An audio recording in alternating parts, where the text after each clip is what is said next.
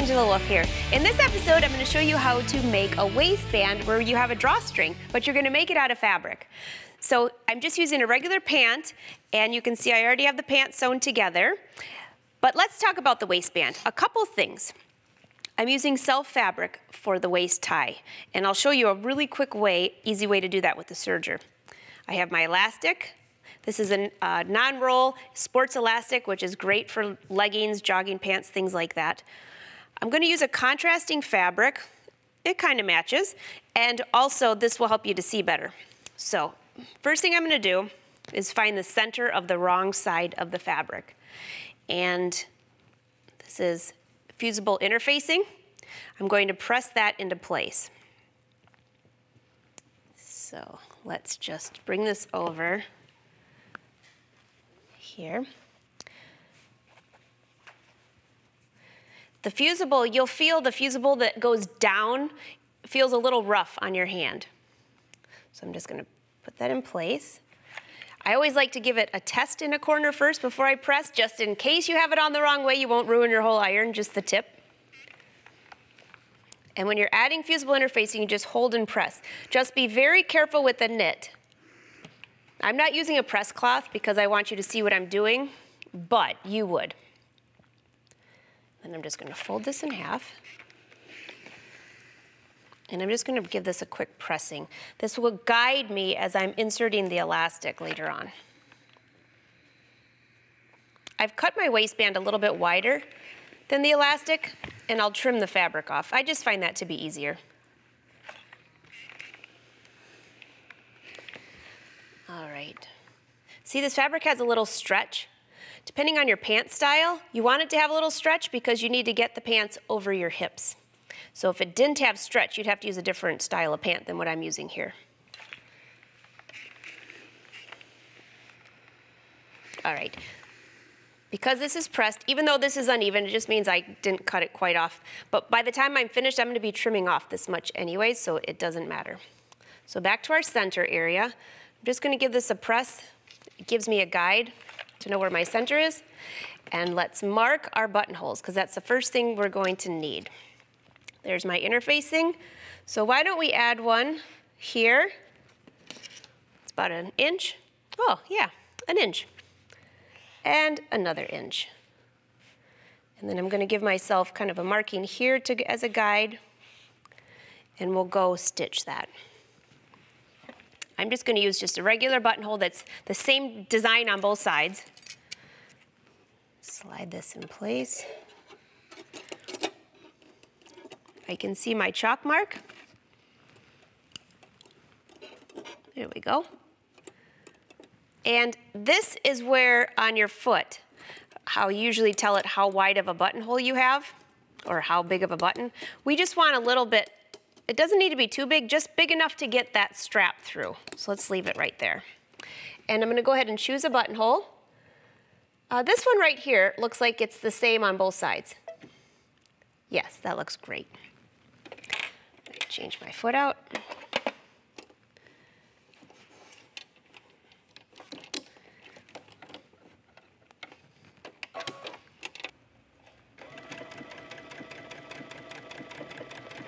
All right, go ahead and stitch that buttonhole.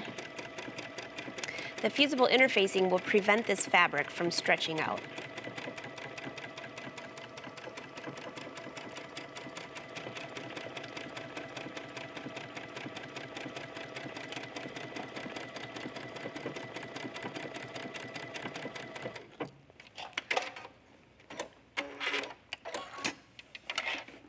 Okay, that looks great. I'll give it a little pressing.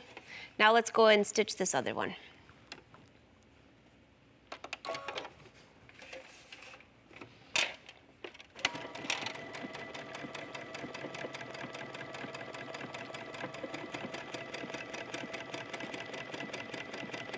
Again, I'm using the contrasting thread so you can see it, but if I was using blue thread, you wouldn't even see this buttonhole.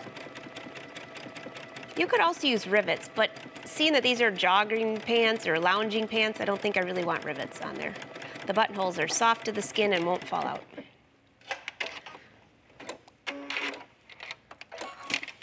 All right, those look great.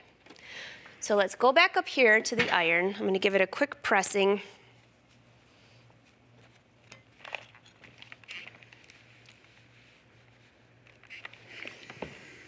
And let's go ahead and cut these open.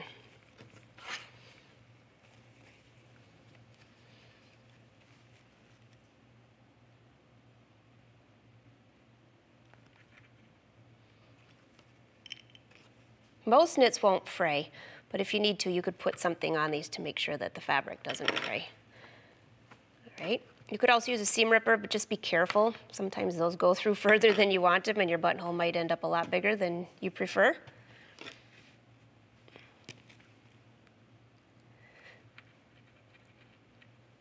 Great.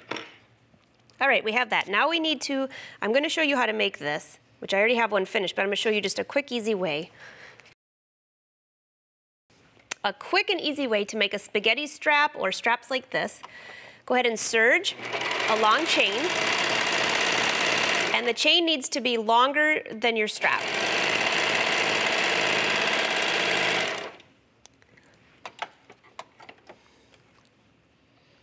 So line this up. I'm lining this up right along the fold, just like that. And again, I'm just pushing this against the fold of the fabric.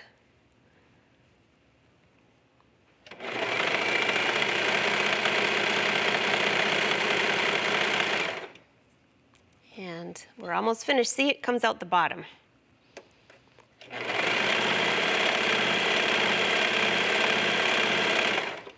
This is also a great way to make spaghetti straps if you're using a silky or satin fabric.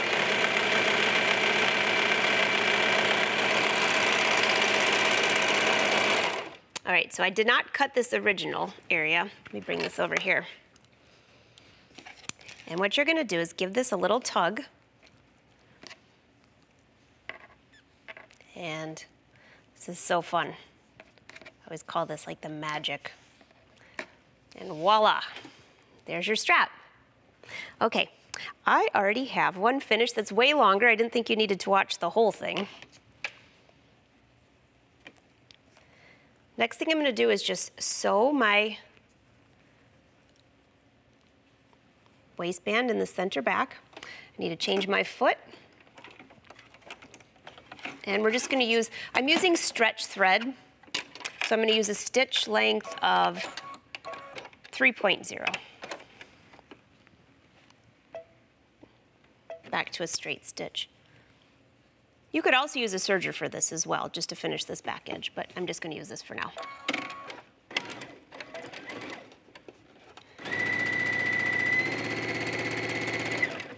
All right, and I also have my elastic here that I've already measured, and I'm going to run this through the sewing machine using a zigzag stitch.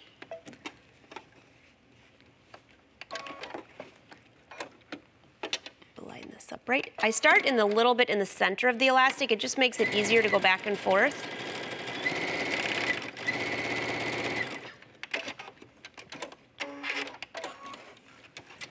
All right, just trim off a little of the excess here.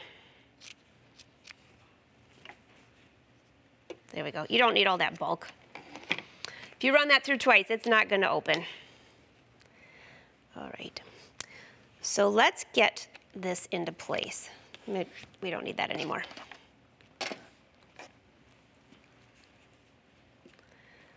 So this is on the wrong side of the fabric. I'm going to slide these through the hole. So this is how wide you needed your buttonhole, just to make sure that fits through. So you want this attached first in your waistband before you put your elastic around. Again, just kind of push that through.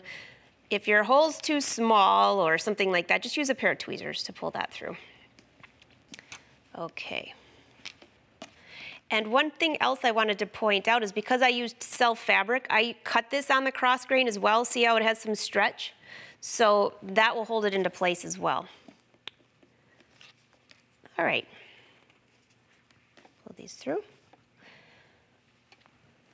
And the next thing we're going to do is take our elastic.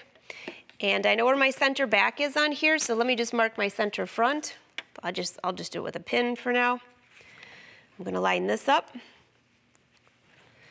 right here. So this is the finished edge that will be on the outside of the garment, and this is the inside of the garment. And what I'm doing is I'm folding the elastic up tight against that fold, and then I'll put a pin in there. And I'm gonna baste this together first. I just find it so much safer to baste it. The basting stitch will come out. It might even be in the seam allowance, so you won't even ever see it. And what I'm doing is I'm making sure that the strap is on the right side of the garment, just tucked in. So you can see it's tucked in like a little sandwich. I'm just gonna pin a little bit further. I'm not gonna sew this entire thing because you'll get the idea. The hardest part was just getting the band in there. So any pattern that you have for pants, you can do the same thing by doing the changes that I just made. Just remember that if the pants are fitted, you're gonna need a stretch waistband or else, again, you won't get them over your hips. Okay, so I'm just gonna start stitching. I'm gonna, again, just use a basting stitch. I'm gonna put my needle in the left position so it'll just stitch right next to that elastic, not through the elastic, but next to it. Now, when I go to attach this to the pants, I could attach this where the elastic is sewn right into the pants. That's fine. But for now, I just wanna stitch right next to the elastic. I'm just gonna go past the front here and I'll show you what this looks like. And you'll find that your knit fabric loves to roll a little bit, so just take your time. Use some pins or fabric clips. I'm using silk pins so it doesn't puncture my knit.